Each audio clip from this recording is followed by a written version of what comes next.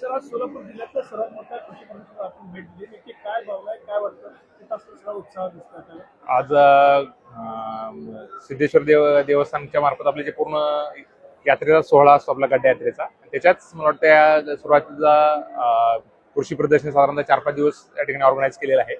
तर विशेषतः कृषी अवजार, त्याचबरोबर वेगवेगळ्या शासनाच्या योजना आहेत आणि सगळ्यात महत्त्वाचं म्हणजे आपल्या ह्याच्यामध्ये विशेषतः मॅनपॉवर आता ग्रामीण भागामध्ये कमी आहे आणि त्याच्यामुळं वेगवेगळ्या ज्या मशिनरीज आहेत की त्याच्यामुळं डेअरी मधलं आहे, दुग्ध व्यवसायासाठी पण आहे आणि शेतीमधलं पण आहे, त्याचबरोबर वेगळे खतं पण आहेत. तर मला वाटतं मला पण बऱ्याच दिवसानंतर नवीन गोष्टी पाहायला मिळाल्या.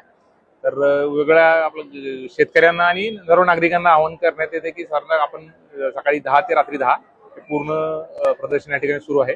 याचा लाभ घ्यावा आणि ज्यांना कोणाला खरेदी करायचं असेल, पाहायचं असेल, त्यांनी त्याचं हे होईल आणि बाकी इतर सर्व नागरिकांनी त्यांचं समाजामध्ये आणि ह्याच्यामध्ये काय काय नवीन टेक्नॉलॉजी आलेल्या आहेत त्याचा सुद्धा त्याचा एक अभ्यास होईल आणि सगळ्यांना तुम्हाला माहिती होईल. त्यासाठी सर्वांनी या ठिकाणी भेट देऊन कृषी प्रदर्शनाचा भेट देऊन आपला लाभ घ्यावा.